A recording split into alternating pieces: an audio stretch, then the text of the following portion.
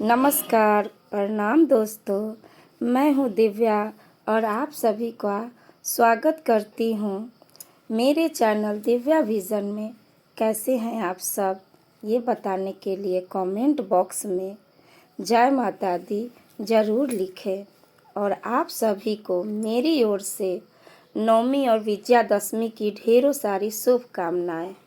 मैं भी माँ अंबिका की पूजा और हवन करने के पश्चात मैं बाबा सतीश्वर नाथ के मंदिर आई और विधिवत उनकी पूजा और अर्चना की और भगवान शंकर से सभी के लिए प्रार्थना की, जिससे मेरा और मेरे पूरे परिवार का जीवन सुखमय और आनंदमय हो और सभी भक्तों का भी जीवन सुखमय और आनंदमय हो।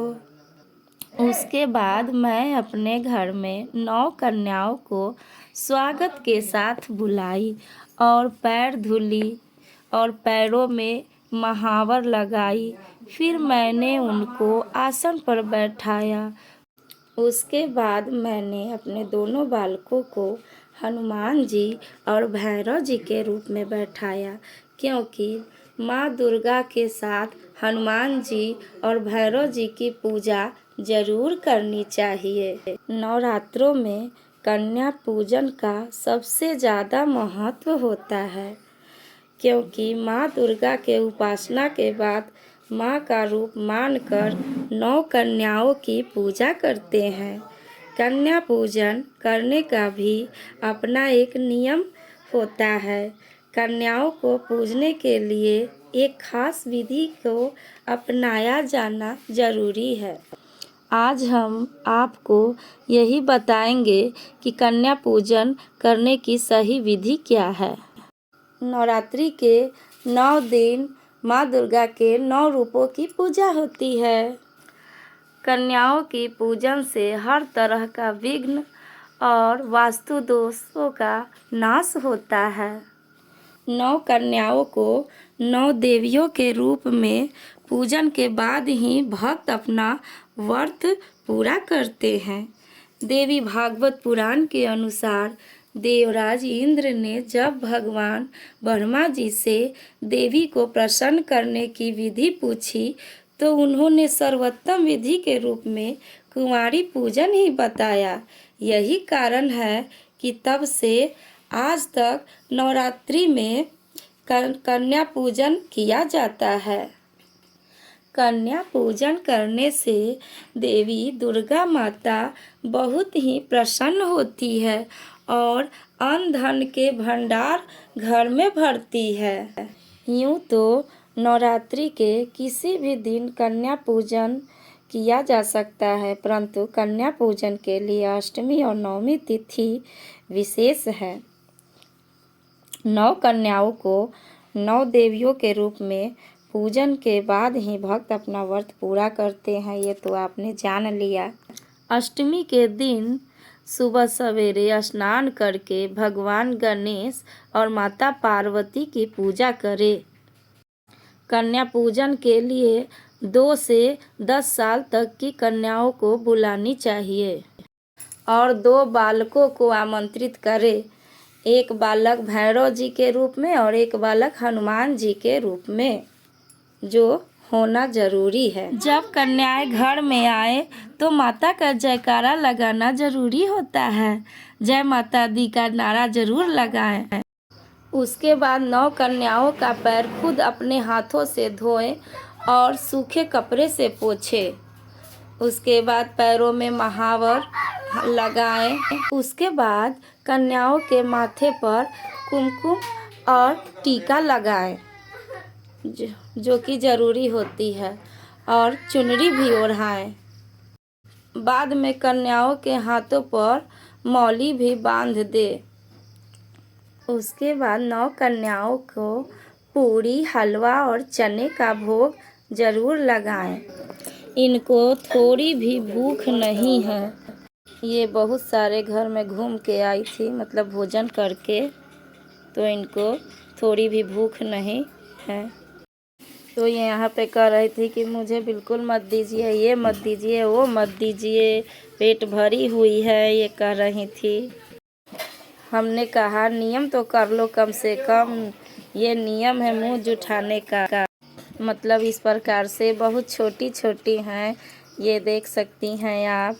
मैंने पानी भी दिया।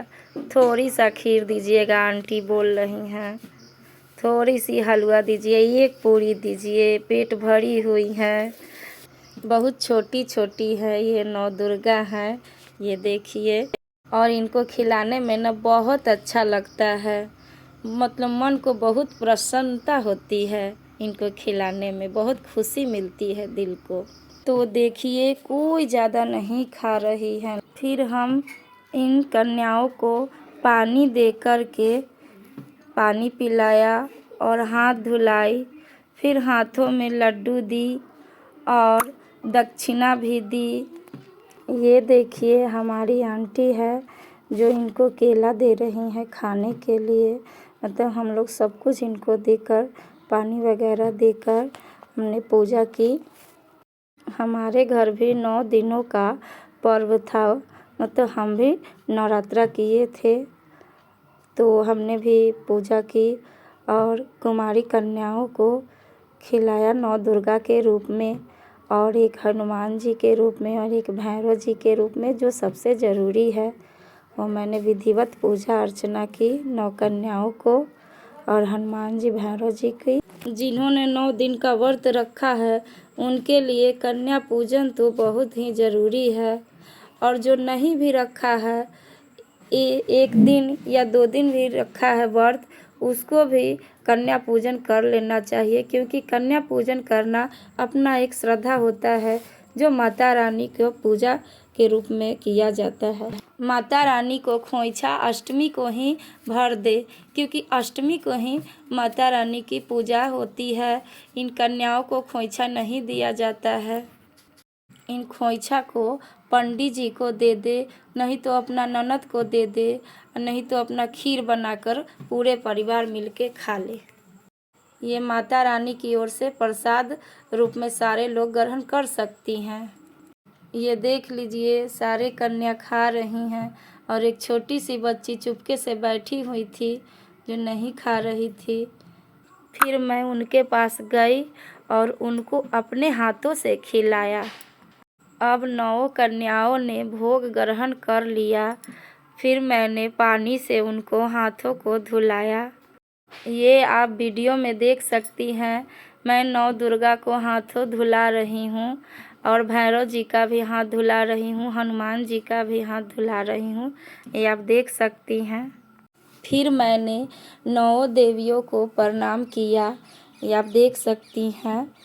पहला माँ शैलपुत्री को प्रणाम किया, दूसरा माँ ब्रह्मचारिणी को प्रणाम किया, तीसरा माँ चंद्रघंटा, और चौथे माँ कुष्मांडा देवी को भी प्रणाम किया, पांचवा माँ स्कंद माता को भी प्रणाम किया, छठा माँ कात्यायनी देवी को भी प्रणाम किया, सातवां माँ कालरात्रि को भी प्रणाम किया, आठवां माँ महागौरी देवी को भी प्रणाम किया, 9वां माँ सिद्धिदात्री को भी प्रणाम किया।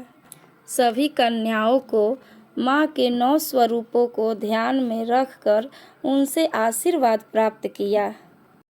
अब मैंने कन्या पूजन की विधि को पूर्ण कर लिया।